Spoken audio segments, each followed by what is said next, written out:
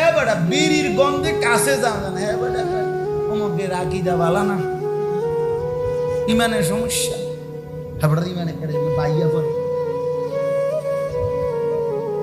এবার ইমান বাইয়া পড়ে। নবীর ভালোবাসা নাই, নবীর মোহব্বত। বাহ বাহ বাহ চাচা, বইয়া বইয়া আমনে হুদা গেল চিড়া খান আর আমরা বইয়া ভাত খাই। হ্যাঁ খামখেয়ালি এটা। আখেরাত তো খামখেয়ালি না রে বাপ, আখেরাত তো খামখেয়ালি না। সমস্ত বুজুর্গদের এটা তো কথা, ভালোবাসাকে অনুসরণ করতে। তাহলে মুখে বিড়ি সিগারেটের দুর্গন্ধ, মুখে মদের নেশা দুর্গন্ধ, হারামের দুর্গন্ধ, আপনি কিভাবে রাসূলুল্লাহ সাল্লাল্লাহু আলাইহি ওয়াসাল্লামের সামনে দাঁড়াবেন? যে নবী সাল্লাল্লাহু আলাইহি ওয়াসাল্লাম সামান্য পেঁয়াজের গন্ধ, রসুনের গন্ধ, খামের গন্ধ সইতে পারতেন। নবী সাল্লাল্লাহু আলাইহি ওয়াসাল্লামের চেহারা মুবারক, দেহ মুবারক, শরীর মুবারক 24 ঘন্টায় মেশক আম্বরের ঘ্রাণওয়ালা ছিল। তিনি হাঁটলে ওই পাশ মোহিত হয়ে যেত। পরবর্তী পথিক বুঝতো ওই রাস্তা দিয়ে হাঁটতে ঘ্রাণ লাগলে বুঝতো এই পথেই কিছুক্ষণ আগে মুহাম্মদ সাল্লাল্লাহু আলাইহি ওয়াসাল্লাম। তাইলে এই জন্য বললাম রাসূলুল্লাহ সাল্লাল্লাহু আলাইহি ওয়াসাল্লামের অনুসরণ এটাই সুন্নাত, এটাই সুন্নাত। সুন্নাত মানে অনুসরণ, সুন্নাহ মানে রাসূলুল্লাহ সাল্লাল্লাহু আলাইহি ওয়াসাল্লামের পুরা জিন্দেগি। বলে হুজুর পুরাটা সম্ভব? আমি তো আপনাকে পুরাটা একদিনে সম্ভব এটা বলতে চাচ্ছি না, কিন্তু আপনি যে শুরুই করেন না, আপনি যে আজ্ঞাতেছেন না, আপনি যে পারেন না, করেন না, এই যে করেন না, আর ধরার শুরু করারও তো নাম বন্ধ না। কথা বুঝেন নাই আমার? এটা কোন মানসিকতা?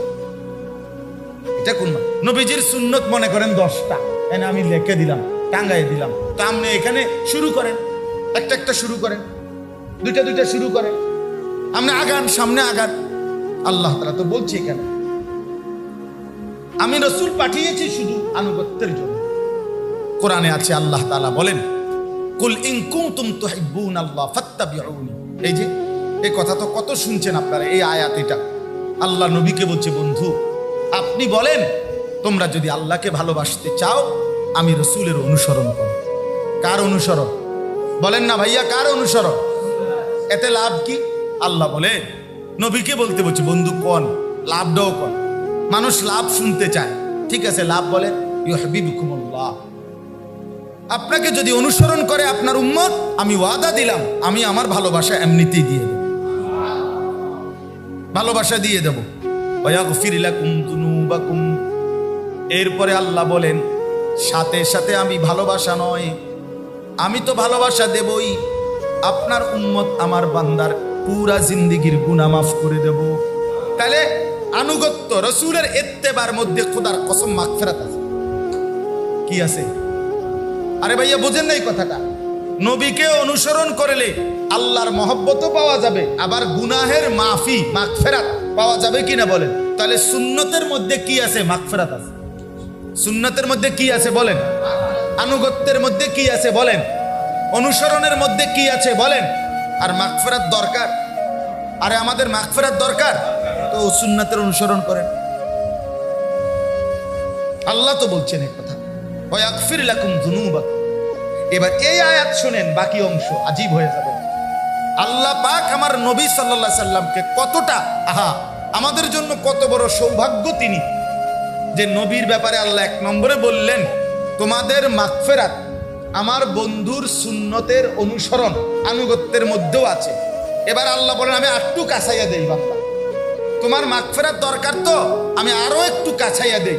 আমার বন্ধুর সামনে উপস্থিত হওয়া আর বন্ধুকে সামনে রাইখা তুমি যদি আমি আল্লাহর কাছে হাত তুলে গুনাহ মাফ চাও, মাগফিরাত চাও, আর যদি শুধু কদ্দুর কইতারো আমার নবীকে যে ইয়া রাসূলুল্লাহ আপনিও আমার লাগি একটু সুপারিশ করেন, আর তোমার জন্য যদি তোমার নবী আমার বন্ধু আমি আল্লাহর কাছে একটু সুপারিশ করে বলে, তা আমি ওয়াদা দিলাম সাথে সাথে গুনাহ মাফ।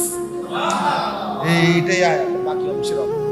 তাহলে সুন্নতের আনুগত্য অনুসরণের মধ্যেও মাগফিরাত, আবার আমার নবীর সামনে উপস্থিত হইয়া তাকে সামনে রাইখা যদি আমার কাছে দোয়া করো আর নবীজির কাছে যদি আবদার করো যে আপনি কদ্দুর আমার লাইগা বলেন, সুপারিশ করেন, সুপারিশ করেন, তাইলে আল্লাহ বলেন আমি ওয়াদা দিচ্ছি আমি তওবা কবুল করব।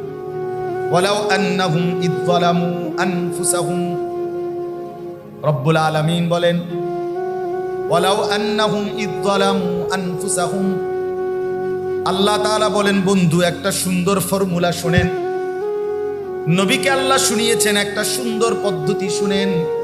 আমার বান্দারা যদি পুরা জিন্দেগি গুনাহ এবং নাফরমানি করে নিজেকে একদম জুলুম করে শেষ করে ফেলেছে, এবার যদি জাউকা আপনি রাসূলের সামনে এসে উপস্থিত হয়, আপনার সামনে দাঁড়ায়, তাফসীরের মধ্যে আছে নবীজির জীবিত থাকতে যেই কথা, নবীজির ইন্তেকালের পরে মদিনার রওজায় রওজা শরীফের সামনে দাঁড়ানো একই কথা, সুবহানাল্লাহ। অর্থাৎ জীবিত থাকতে যেই হুকুম এখনো সেই হুকুম, সেম বরাবর 100 সমান। আপনার সামনে এসে যদি দাঁড়ায় ফাস্তাগফিরুল্লাহ, অতঃপর আপনাকে সামনে রেখে যদি আমি আল্লাহর কাছে ইস্তিগফার করে গুনাহ মাফ চায়, ওয়াস্তাগফারা লাহুমুর রাসূল, আপনি রাসূলও যদি আপনার উম্মতের প্রতি মায়া করে আপনিও যদি আমি আল্লাহর কাছে সুপারিশ করেন, ইস্তিগফার করেন, আপনিও যদি বলেন মাওলা আমার উম্মতের গুনাহ মাফ করে দেন, ওই বেশি কাঁদতেছে আল্লাহ আপনি ওরে মাফ করে দেন, লাওয়াজাদুল্লাহ তাওয়াবার রাহিমা, তাইলে আমি আল্লাহ ওয়াদা দিলাম বন্ধু আমি আল্লাহকেই আপনি তওবা কবুলকারী হিসাবেই তাৎক্ষণিক পাবেন, রাহিমা দয়ালু হিসাবেই পাবেন, অর্থাৎ দেরি করব না, মাফ করে দেব। এরপরে আল্লাহ বলেন